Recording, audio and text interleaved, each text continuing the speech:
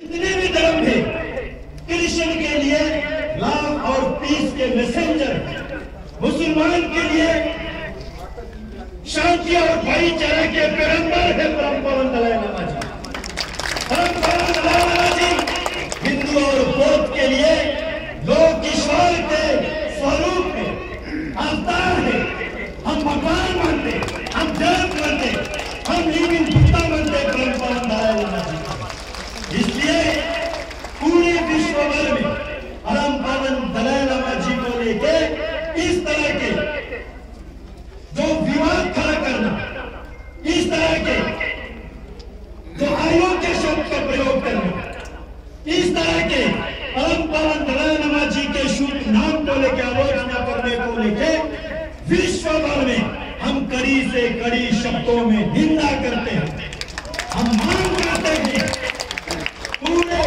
इस सूरज के नीचे जितने भी विश्व में सरकार है, केवल भारत सरकार ही नहीं, भारत सरकार के साथ साथ जितने भी विश्व में सरकार है, सभी सरकार इस पे संज्ञान है। इस तरह के शब्दों का बर्दाश्त हम नहीं करने वाले। परम पावन दलाई लामा जी के जो प्रेम, जो करुणा, जो भाईचारा, जो सद्भावना पूरे दुनिया के लिए, खासकर इस कलयुग में दुनिया युद्ध में व्यस्त है, दुनिया कारोबार में व्यस्त है, दुनिया एक दूसरे को काटने में तुले हुए, जिसमें परम पावन दलाई लामा जी पूरे विश्व में एक शांति का मैसेंजर, पूरे दुनिया में केवल बौद्ध धर्म का नहीं, केवल नालंदा परंपरा का नहीं, बल्कि ह्यूमैनिटी का, पीस का, लव का, कंपैशन का एक प्रचारक है, जिसकी इज्जत को बरकरार रखना केवल बौद्ध धर्म के अनुयायियों का नहीं, बल्कि दुनिया में जितना भी धार्मिक अथवा अधार्मिक लोग हैं, हम सबके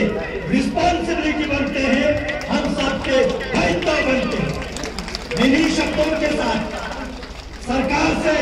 निवेदन करता हूं, लद्दाख को रिप्रेजेंट करते हुए जितनी भी हमारे 3 लाख के आसपास की आबादी है, सबके सेंटिमेंट के कदर करते हुए सरकार इस पे कड़ी से कड़ी संज्ञान